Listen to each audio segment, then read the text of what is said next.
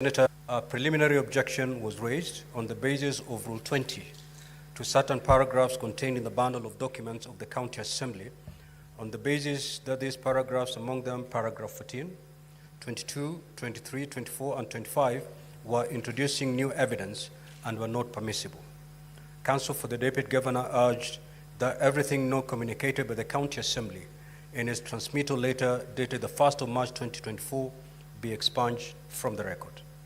Counsel for the Deputy Governor also objected to the summoning of Mr. Hagai Oyagi, as this would violate the Deputy Governor's right to a fair hearing as enshrined in Article 50 of the Constitution. Now, the defense of the Deputy Governor also raised a preliminary objection to the effect that the impeachment proceedings at the County Assembly were conducted outside the timelines provided for in the County Governments Act and in standing orders of Kisii County Assembly, and we are therefore fatally incompetent. Honorable Senators, ladies and gentlemen, the final matter which arose and which this ruling will address was the matter of the appearance in the defense team of the Deputy Governor of one Sylvanus Osoro, a Member of Parliament serving in the National Assembly, who is also the Majority Whip in the National Assembly. Honorable Senators, ladies and gentlemen, Rule 30 of the Rules of Procedure, when considering the proposed removal of a governor in plenary, as contained in the third schedule to the Senate Standing Orders, provide as follows.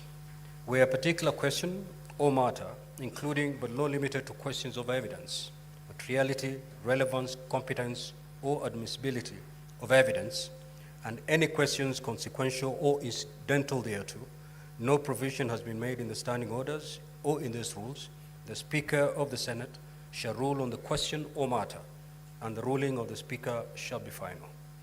As rightfully pointed out by Senator Sifuna, Rule 30 applies in circumstances where no provision has been made in the standing orders or in these rules. Where the standing orders and the rules make provision, naturally those provisions apply. Honorable Senators, ladies and gentlemen, as you will be aware, the timelines provided for the disposal of these impeachment proceedings are quite tight. As you're also aware, the Senate, when conducting the impeachment process, is sitting as a tribunal in a quasi-judicial capacity. Article 159(2) of the Constitution requires that in exercising judicial authority, courts, tribunals be guided by certain principles, among them that justice be administered without undue delay or undue regard to procedural technicalities. It also requires that the purposes and principles of the Constitution be protected and promoted. Additionally, the Constitution and Article 259 requires interpretation of the Constitution that promotes its purpose, values, and principles, and advances the rule of law and contributes to good governance. Honorable Senators, applying the Constitution, the County Government Act, the Senate Standing Orders, and the applicable rules, I rule as follows on the matters raised. 1.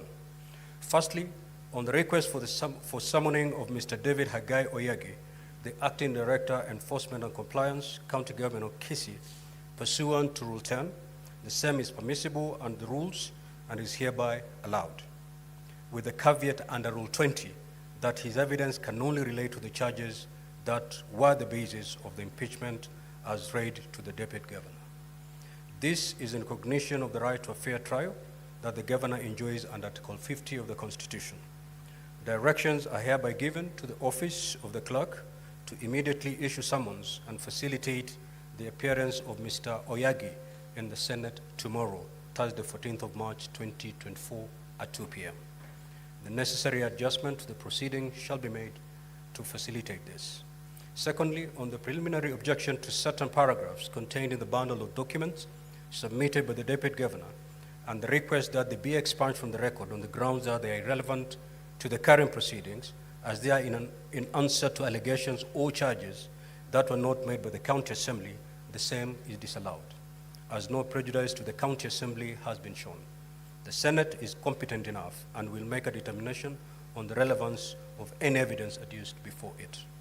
Thirdly, for the similar reasons, the preliminary objection raised on behalf of the Deputy Governor that certain paragraphs in the bundle of the documents of the County Assembly be expunged on the grounds that they introduce new evidence is disallowed, on the basis that the objection of necessity requires evidence to be adduced and its support or rebutted, and this can best be achieved in the course of the hearing.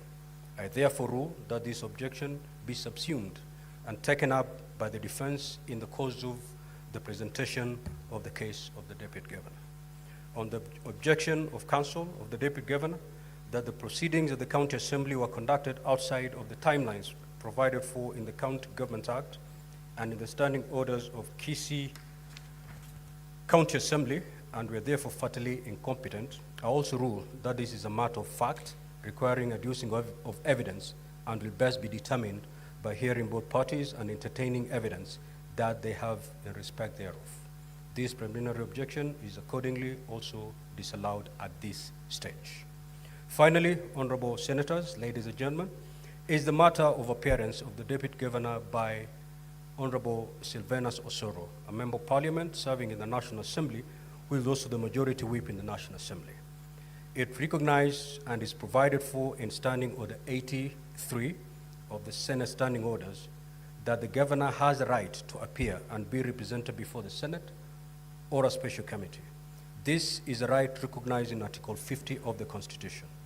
It is not in dispute that Honorable Osoro is a Member of Parliament and a state officer in terms of Article 260 of the Constitution. Pursuant to Article 75(1) of the Constitution, a state officer is required to behave, whether in public or official life, in private life, or in association with other persons, in a manner that avoids any conflict between personal interest and public or official duties, compromising any public or official interest in favor of a personal interest, or demeaning the office that the officer holds. In this respect, therefore, it is also useful to cite the well-known principle that justice must not only be done, but should also be seen to be done. The attention of the Senate was drawn to the Senate,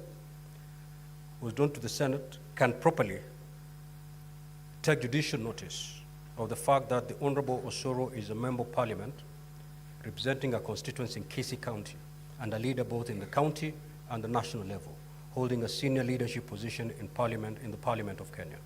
And Article 93 of the Constitution, Parliament consists of the National Assembly and the Senate. And although the National Assembly and the Senate are required to perform their respective functions in accordance with the Constitution, it is the role of Parliament to protect the Constitution and promote democratic governance of the Republic. The roles of legislation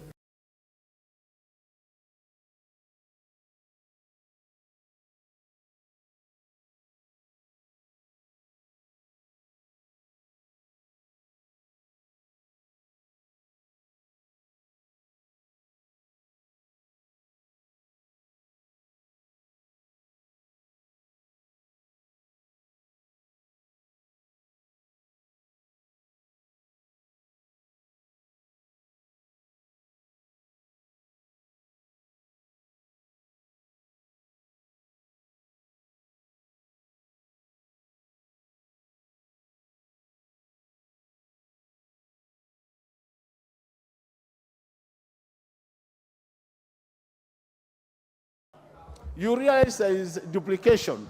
There is a